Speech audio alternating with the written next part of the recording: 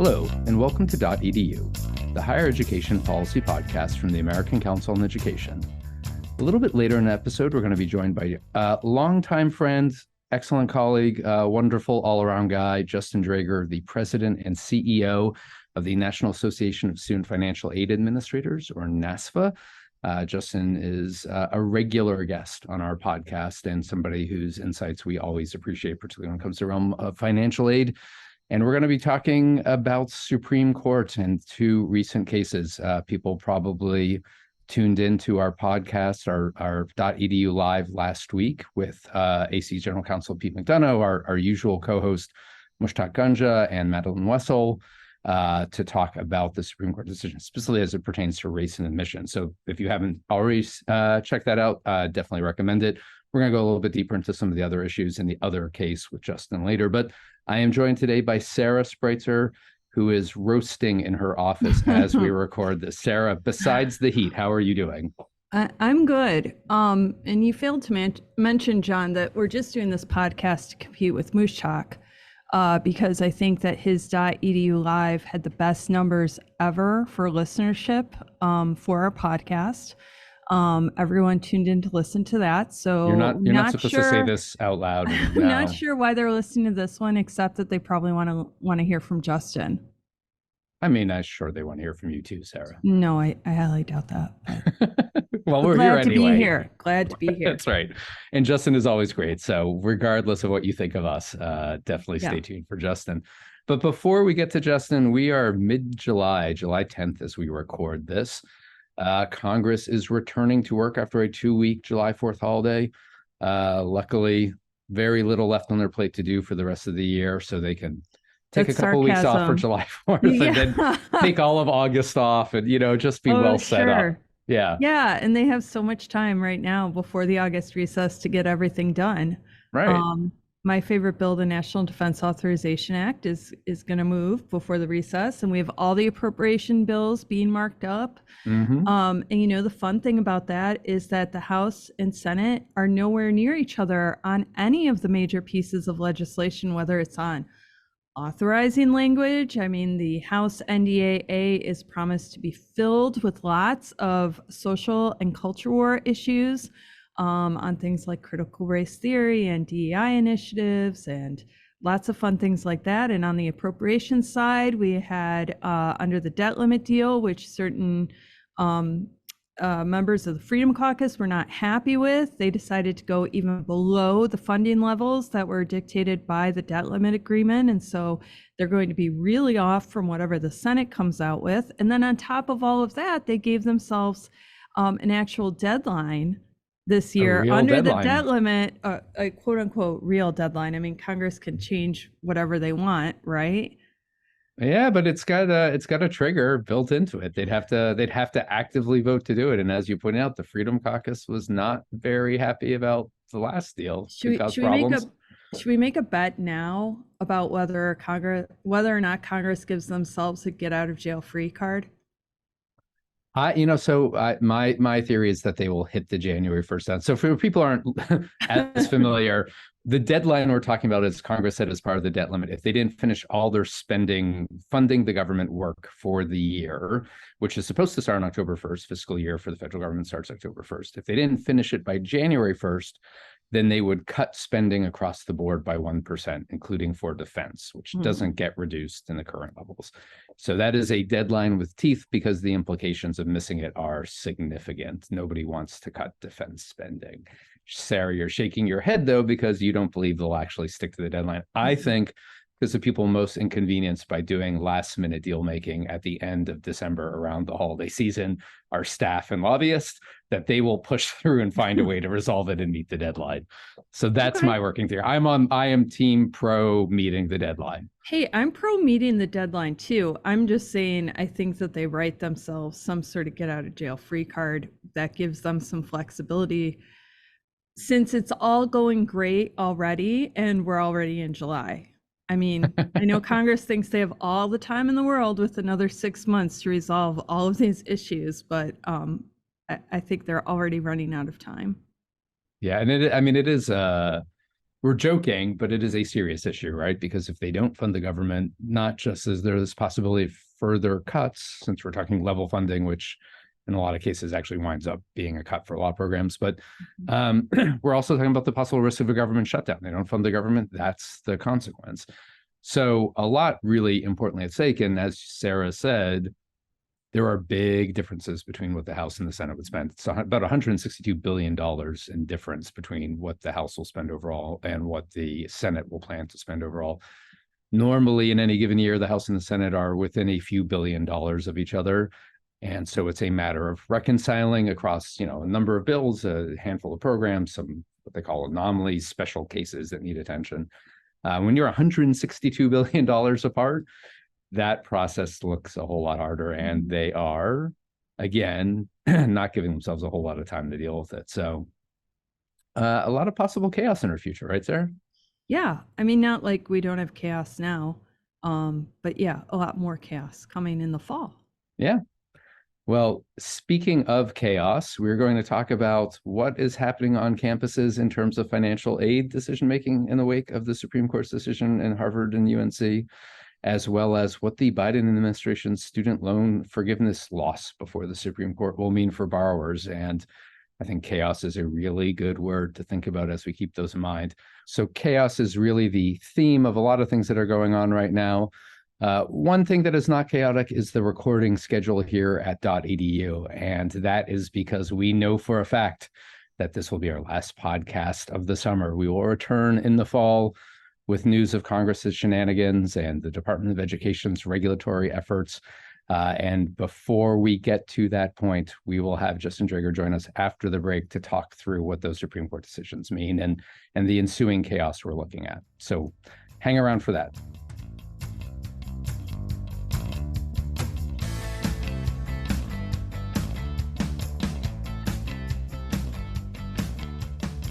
And welcome back.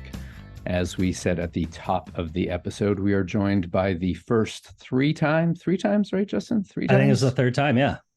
The first 3-time repeat guest. So that makes you friend of the podcast regular, podcast VIP. I don't know if we haven't worked out a term for this yet. Yeah. I mean, we should. I mean, you're in competition with Bill Ferris, right?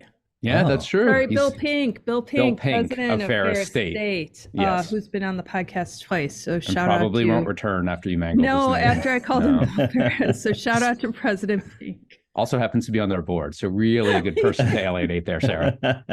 Well, I've had my sights on being your first three-peat since the beginning. So mission accomplished and goal achieved. Yeah, we have a beautiful gold jacket we'll give you later, too. All right. Yeah, I'm looking forward to it. Thanks. Well, we are very happy to have you on, Justin, not just because you are our first 3-time repeat guest, but also because it's been a little bit of action with the Supreme Court, and it plays pretty strongly into the interests of NASFA and your members. And we're going to talk about both of the Supreme Court decisions. Came out back-to-back Thursday and Friday of about a week and a half ago as we record this. I think we'll probably start by talking a little bit about the case of the UNC and Harvard cases around the consideration of race and admissions, and then talk maybe in a little bit more detail about what the Biden administration is thinking about student loans and student loan forgiveness with the Supreme Court striking down their program. But just to get us started, I think people are probably familiar, but a quick recap. 2 cases brought by the same group, Students for Fair Admissions. They alleged that the admissions practices at Harvard and at the University of North Carolina at Chapel Hill were discriminatory against Asian Americans in particular. Cases went to the Supreme Court. They were joined at the Supreme Court. And on Thursday, June 29th, I believe, if I'm getting my dates right, the court essentially found in favor of Students for Fair Admissions against institutions, and in a pretty expansive decision, struck down consideration of race in admissions. There is clearly a lot that will still be determined around this decision. I think people are still digging into the decision, looking at their individual institutions' practices, as well as what colleges and universities are doing across the country. But one thing that almost immediately popped up in the wake of this decision was, what is the possible impact on financial aid? And Justin, No one tracks financial aid and the impact of federal policy and federal law on financial aid closer than you and your friends and colleagues at NASFA.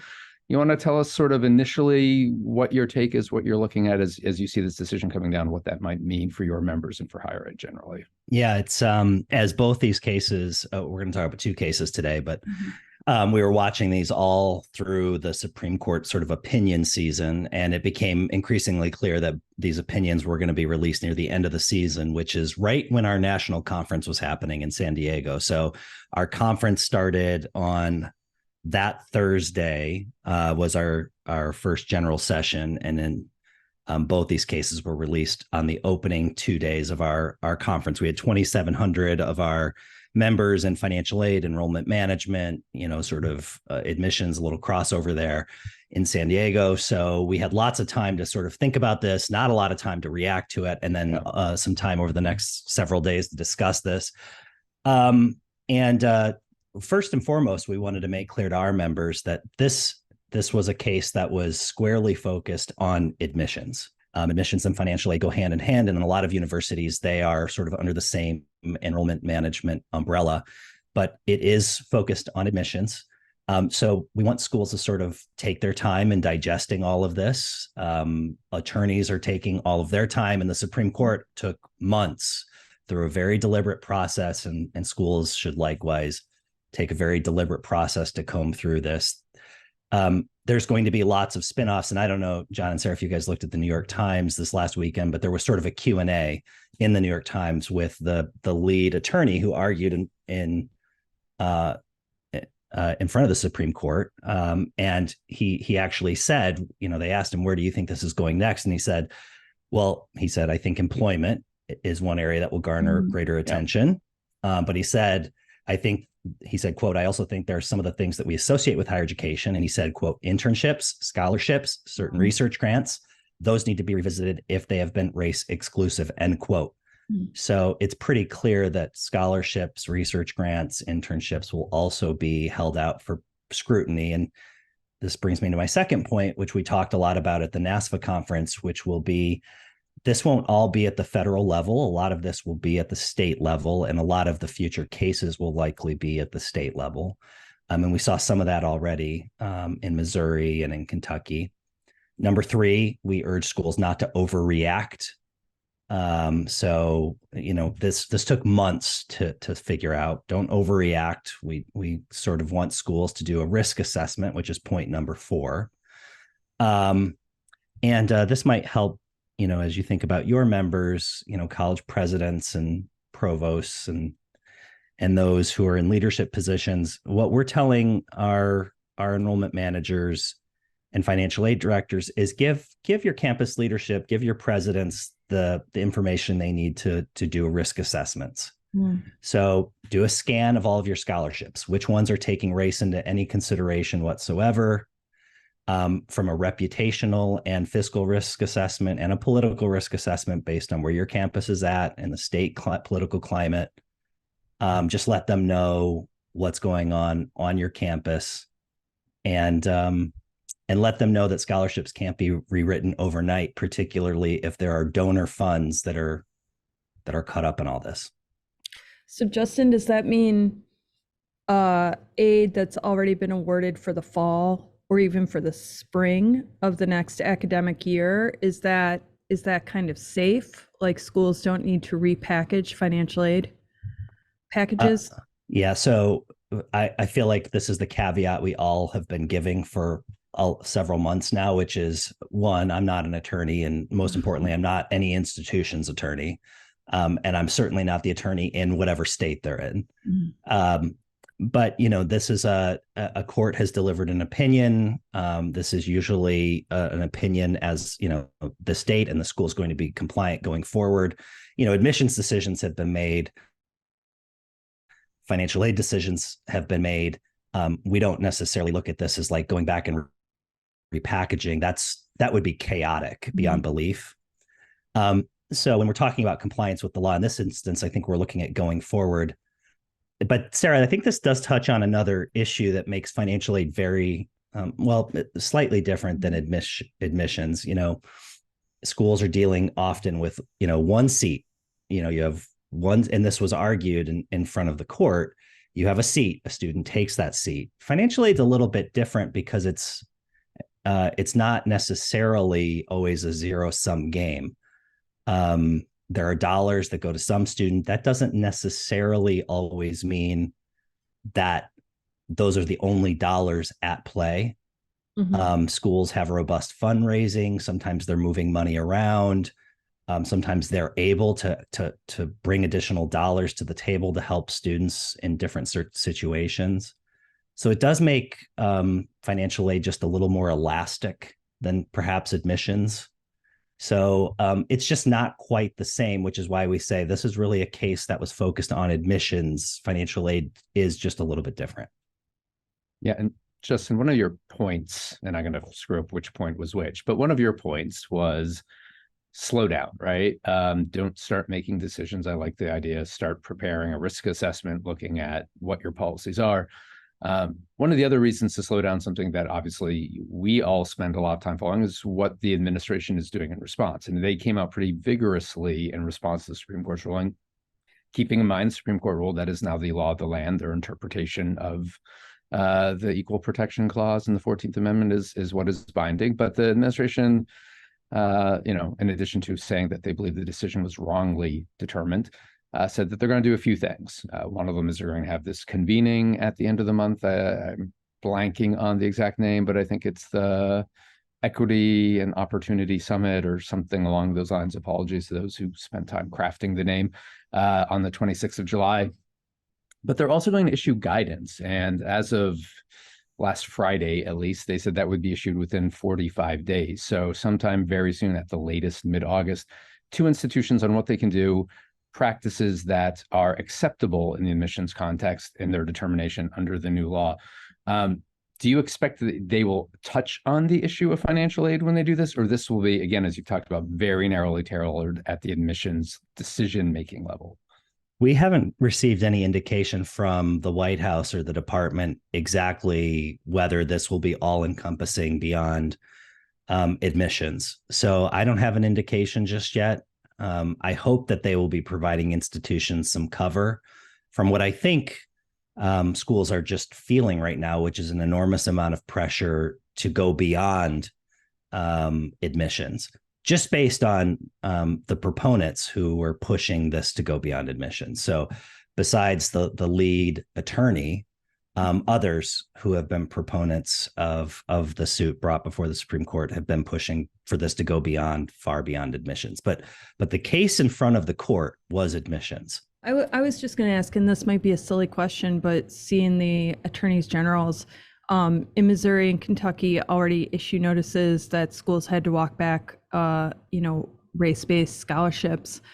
Is that also impacting private institutions in those states? I mean, obviously the Supreme Court decision affects publics and privates. Is there going to be, when it plays out within the states, is there going to be a difference between the publics and privates, or is it going to impact those institutions in different ways? I think that, again, that'll be a state by state sort of, there'll be a fallout state by state on okay, where exactly this plays out. In the public sector, it's pretty clear that the state has a pretty direct sort of a lever that they can pull on exacting what they want out of the public institutions. When it comes to privates, they have a little bit more room, but that's not to say that based on which state you're in, that there aren't levers that the states can pull. And this is why I'm awfully careful while I'm trying to buy cover for any institution who wants to still adhere to the values that they've embraced while holding up their mission to educate all students and create a diverse population of students. I'm pretty careful about not castigating any institution that reaches their conclusions because, for a lot of schools, they're saying, I can spend a lot of money on defending institutional practices, or I can spend that money on trying to come up with enrollment strategies that still try to adhere and create a diverse population of students. So there are some schools and admissions and financial aid directors that I talk to who say they are going to have plenty of cover from their institutional president and board to fight legal battles. And there are plenty of institutional presidents and financial aid directors who I talk to that say, we're going to keep our heads down and we want to spend our money squarely on our students. So they're going to come up with enrollment and financial aid pooling strategies that still try to achieve some of this, but are going to re-examine their policies. And I understand both. I'm not a college president, so I'm not doing those risk assessments. We try to help our aid directors figure out how to provide presidents with the data they need to do the proper risk assessments. Yeah, and I think that is very helpful. I want to pivot though to the other Supreme Court decision area. Maybe the three of us are on a little bit firmer footing in terms of our own professional areas of expertise. But the Biden administration's student loan forgiveness plan, pretty much as we all predicted, I think, was struck down by the court, right? Nobody here was thinking it was going to be upheld. No, okay. Well, Justin, I got to tell you, I don't know, John.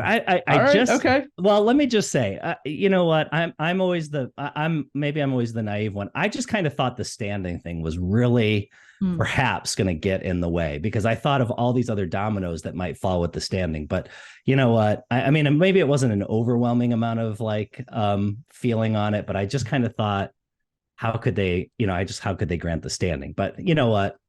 And you know what? You weren't entirely wrong, right? They dismissed one of the two suits that they brought for lack of standing, right? Unanimously. Right. So there was, I mean, you weren't wrong. It's just the other one they did not, and they went ahead and blocked it. And you know, to your point, I think that was always the holdout, right? Like that they would find a lack of standing, and ultimately they were able to convince themselves that they did. I thought it was very interesting that they referenced Missouri's loan servicing agency, MOHELA, in the decision, even though MOHELA was not a party to the suit. But they struck it down, and almost immediately, I mean, the big week for the Biden administration, right? I mean, how many press conferences did we see between justice and education and the president and senior members of the White House within about a 48-hour window? But they also immediately announced a response. And I'll say one of them was the new income-based repayment plan that's been in the works. What they're proposing looks almost exactly what they proposed originally. So very, very similar and not a surprise. But the one that I will be honest, surprised me was they announced that they're going to go back and try and do another loan forgiveness program. Despite the court's ruling, they're going to convene a rulemaking session, a process by which the Department of Education puts together regulations looking at a section of the Higher Education Act, Section 432A, which is often cited in this discussion about loan forgiveness, has some kind of broad language, depending on how you read it, about the Secretary's authority to waive, modify,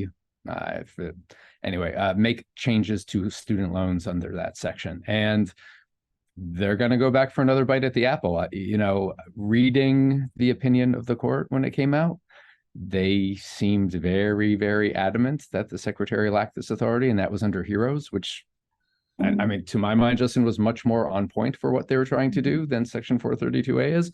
But here we go. They're going to try again. So what's going to happen here? Dig out the crystal ball. Tell us what's going to happen here. So I guess the first question is, we go back to standing. Who has the standing to sue on this? And if the same players, the state of Missouri has the standing to sue, which presumably they would, because it's the same damages, right, that they incurred under the first one. They have standing. I would think the same justices who thought the president was exceeding his authority with HEROES might think the president is similarly exceeding his authority with the HEA. In fact, in the Chief Justice's opinion, he cited the former Speaker of the House, Nancy Pelosi, as on the record and saying the president did not have the authority previously. So I don't know if this is sort of an exercise in futility, but we're kind of going to go through all the motions again, and I guess we'll find out.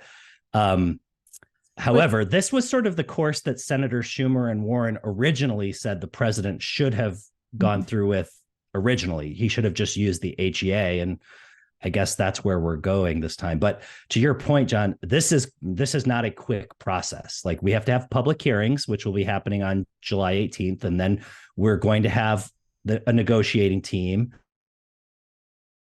And then all the stakeholders have to be called together, which I don't even know how you determine all the stakeholders, but you do. And then they all come together, and then we determine if there's consensus and if there's not, and then we have a regulation. And then and then that's out for comments still, right? Comments, 30 days comments, and then I assume it's 30 days.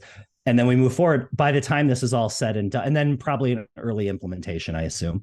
And then by this time this is all said and done, it's probably held in the courts. Yeah, go ahead, Sarah. Sorry. I was just going to ask, and I mean, obviously, neither of you as lawyers, but you try and play them on TV. Would you can't really sue as the process is starting? Won't they have to wait until the rule is promulgated at the end to actually sue, or will they file a case as soon as they start the rulemaking process? Same qualifications as Justin, but you have to assert there is some harm. Maybe once a final rule is proposed, you could seek an injunction barring it from being implemented. But until something's actually you can't sue on the idea that something might happen that would be harmful to you, especially without knowing exactly what that harm would be. But yeah, I mean, we're talking about a process that at its absolute fastest is going to be 4 or 5 months away minimum, and likely longer than that. Yeah, because that presupposes there's an outcome to a regulatory process that hasn't happened yet. So we don't have a final rule. Once there's a final rule, then we know there's a rule about to be implemented. And then I assume that something can happen. So we have to go through this process. And presumably the final rule could be different than what the Biden administration proposed the first time. So it'll be sort of fascinating to see the stakeholders at work in a negotiated package. And let's not forget, through a negotiation, that's several rounds of negotiation. I assume usually you have several rounds of negotiation. Right. So I don't even know what could be thrown in, because remember, in a negotiated rulemaking setting, first you agree on like protocols. That's like the rules of the negotiation. And then you figure out the agenda of what you're negotiating. So if you think it's just like forgiveness, I think you could end up negotiating all sorts of things, like not just like the borrowers that, remember, the proponents of debt forgiveness weren't exactly happy with $10,000 or $20,000 the original proposal. Yeah. Right. No. They were not happy that it was just direct loan borrowers. They weren't happy with who exactly got in, maybe even the amounts of debt forgiveness. So I suspect between those who are opponents of debt forgiveness, those who are even proponents of debt forgiveness, like I suspect there could be serious disagreements through the negotiation, even on the regulation. And then you go through that entire process. The other thing that's notable about this is that throughout the entire 3 years plus of non-payment, which we're just concluding, we are now for the first time divorcing loan repayment from debt forgiveness. So the Biden administration has continued the Trump administration's non-payment pause. We are now divorcing those two things. So now, because of the debt ceiling agreement, borrowers will enter repayment. I put that in quotes, will enter repayment September 1st. So I put that in quotes because here's how we think this is going to work. You enter repayment September 1st. That means interest will start accruing on loans September 1st. First repayment dates will be due in October, and those will be based on historically when your repayment date was. So if my repayment was historically always on the 6th of the month, it will be due October 6th. Okay. If it was the 15th, it'll be October 15th. However, the Biden administration announced that students, the day that the Supreme Court struck this, they announced borrowers will have 12 months before any negative action is taken on them. Now, that's not a 12-month extension of no payment. It means, well, it could mean, we don't know exactly, but it could mean like you're just given like strung together 12 months of like automatic forbearance, which is a technical term that means like interest is accumulating, but you're not reported to any credit agencies for any negative action. You just have interest accumulating. It's not capitalized and you're not reported as delinquent. So that could just go on till like 2024. Which means then you're given like another 270 days before you default. Like we're well past the presidential elections at that point. And they also announced 3 months following October would also be, there'd be no penalties and no interest accumulating, right? If you didn't pay, wasn't that I don't know about the no interest accumulating, right. John. I guess I'd have to double check that. I think interest starts accumulating because everybody enters repayment. So they basically bumped it up from 3 months to 12 months. Yeah, it's a 12-month on-ramp, which means no negative action. So I just think it's like, if you're delinquent, I think the servicers are just going to retroactively give you a forbearance. And if you go another 3 months, it's another forbearance retroactively. And that just goes on for 12 months. But forbearances add up. I mean, that could add to a person's overall loan debt. Yes. So definitely people will end up, if you make no payment, you're going to owe more at the end of that 12 months than you did previously. Right. And then I don't know how much credence to give any of this, but then, you start seeing things like a debt strike and some proponents calling for we're not going to, out of protest. And that leaves schools in a weird spot, because if you're in a financial aid office, remember, you are held accountable for whether people repay their loans or at least stay in good standing. What do you tell borrowers who are protesting by not paying their loans because they're holding out for forgiveness? Through a debt strike? I think you kind of tell them that's not a good idea. You should repay. People can still qualify for deferments and income-based repayment and all that. So I don't know. We're living in a really weird and bizarre time. Yeah. I mean, I was thinking about this too, from a borrower's perspective. If you were one of the 70+% of borrowers who were eligible for forgiveness under the old plan, right? And 26 million applied, 14 million were either automatically or their applications were, granted by the Department of Education. We're told you're getting some form of loan relief. You fast forward 6 months and the Supreme Court says, no, in fact, you're not getting any loan relief. Part of the Biden administration's goal was to get the forgiveness plan in place before repayment resumed, so you could move the borrowers who'd be fully covered, as a large portion of borrowers to actually have all of their debts wiped out under the forgiveness plan. And then it sort of eases, the resumption of repayment, because one, you're servicing far fewer borrowers. Two, a lot of those low debt borrowers tend to be the people who have the hardest problems with repayments, highest default rates in that group. So there's a lot of, sort of administrative procedural reasons for doing that. But if you're the borrower again, now you're entering a period where the administration is telling you, no, wait, we are going to come back and do more forgiveness. We don't know exactly what that's going to look like. And also, maybe you don't need to repay your loans for a year while we work through this process. You may still not be sure whether you've had any loans forgiven or not. You may not be very clear on what the future holds for you in terms of other loans that will be forgiven. And you're weighing the options of resuming repayment, which for a lot of borrowers will be a challenge after they have not been doing it for a long time. I mean, it's really kind of chaotic. And yeah. Agreed. And if you've not been making payments, if you have been making payments, you're paying them off in record speed because you've had no interest. If you haven't been making payments, it's not like you've been setting money aside, just waiting for payments to start. So you've got no room in your budget, probably. This is going to have an impact on you personally. And then, this is going to start, and then you're going to determine whether you can afford to make any payments.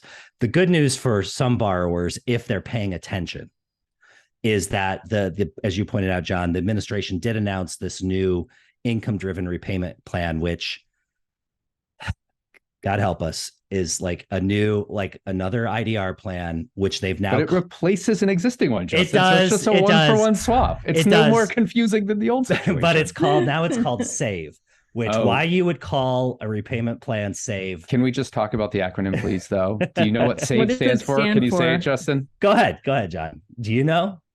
Saving on a valuable education. So you just dropped the O.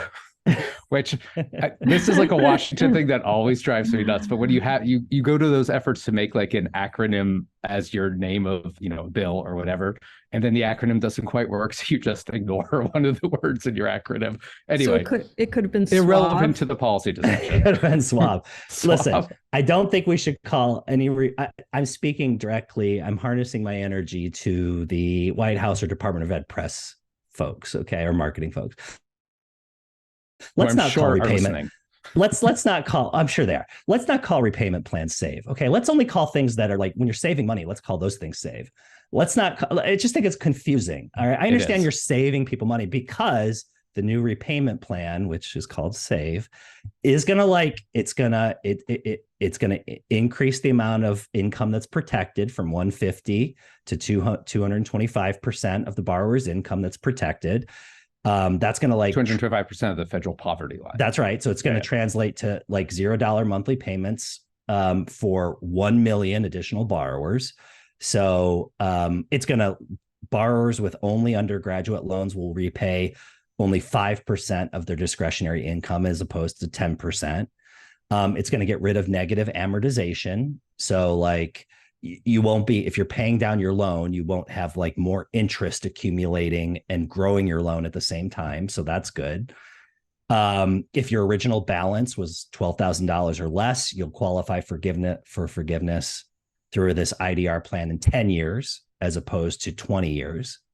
And there's some more complicated formulas in there. So all of that means that borrowers will be paying less overall for their loans. It's very generous. It is very generous. Yeah. So are you saying they're going to save money, Justin?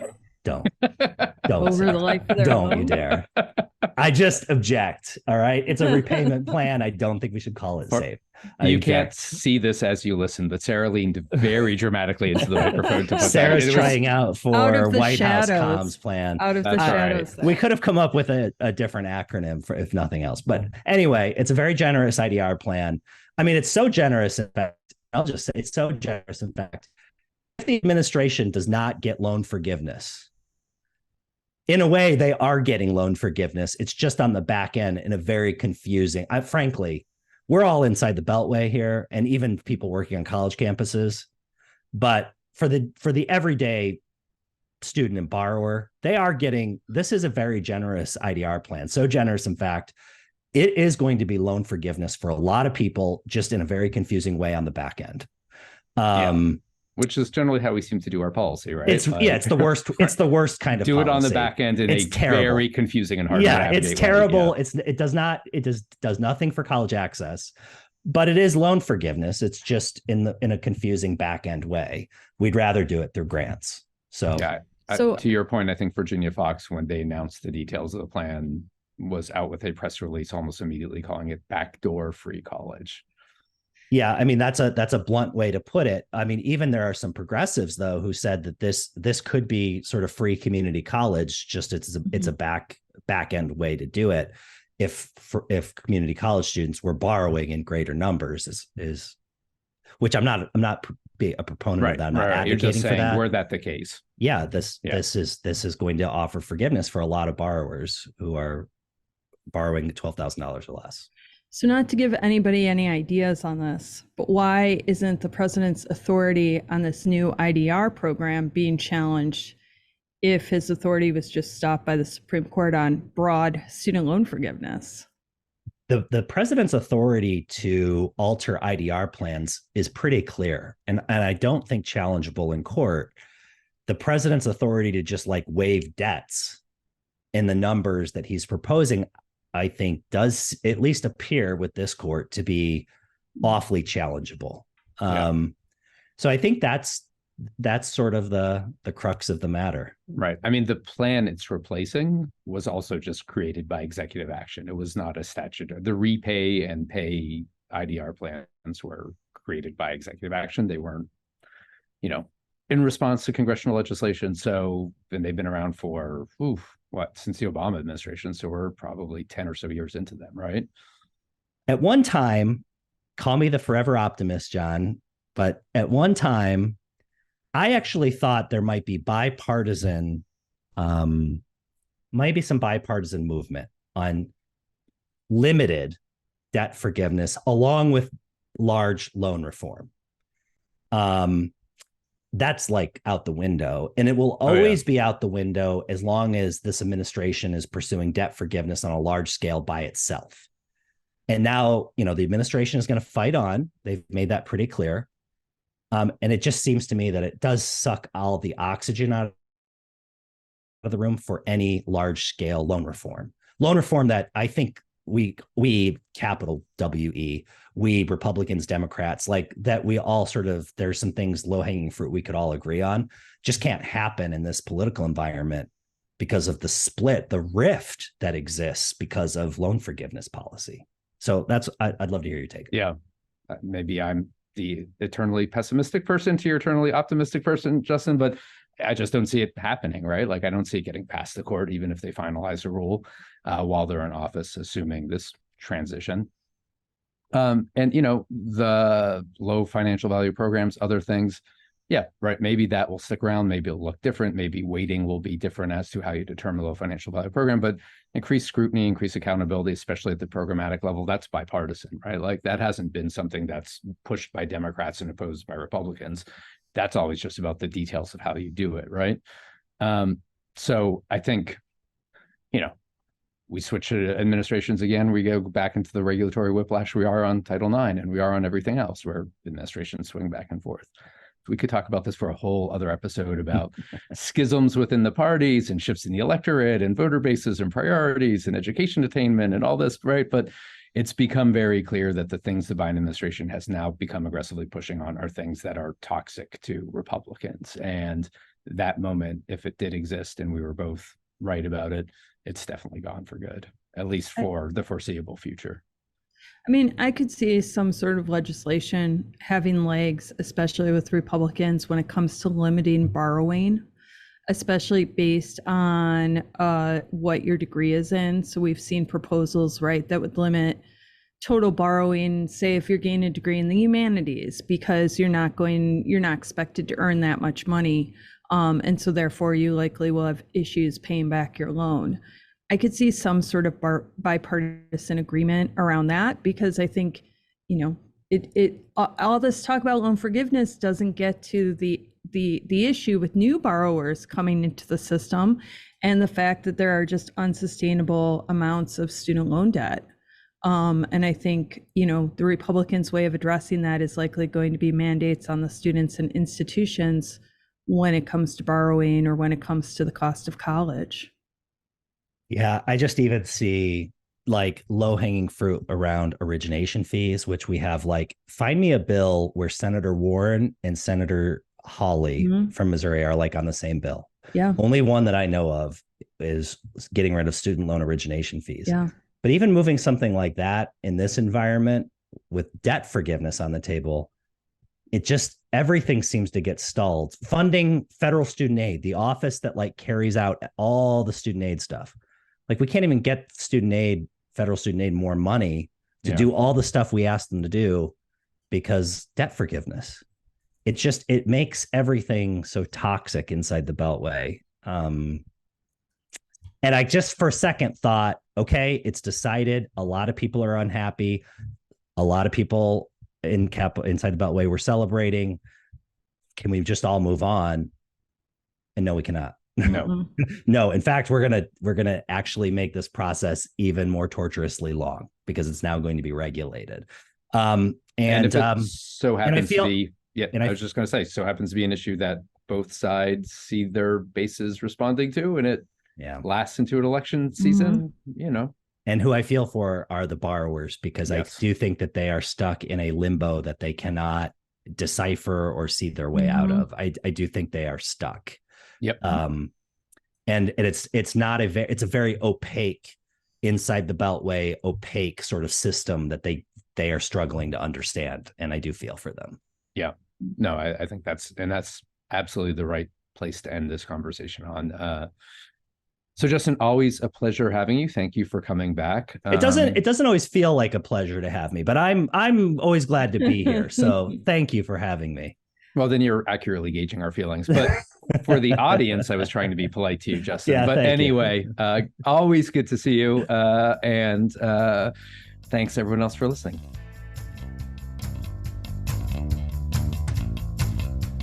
As always, you can check out earlier episodes and subscribe to dotEDU on Apple, Google Podcasts, Spotify, Stitcher, or wherever you listen to your podcasts. For show notes and links to the resources mentioned in the episode, you can go to our website at acenet.edu/podcast. While there, please take a short survey to let us know how we're doing. You can also email us at podcast@acenet.edu to give us suggestions on upcoming shows and guests. And finally, a very big thank you to the producers who helped pull this podcast together: Lori Arnston, Audrey Hamilton, Malcolm Moore, Anthony Trueheart, Rebecca Morris, Jack Nicholson, and Fatma Gom. They do an incredible job making this happen and making John Mushtak and I sound as good as possible. Finally, thank you so much to all of you for listening.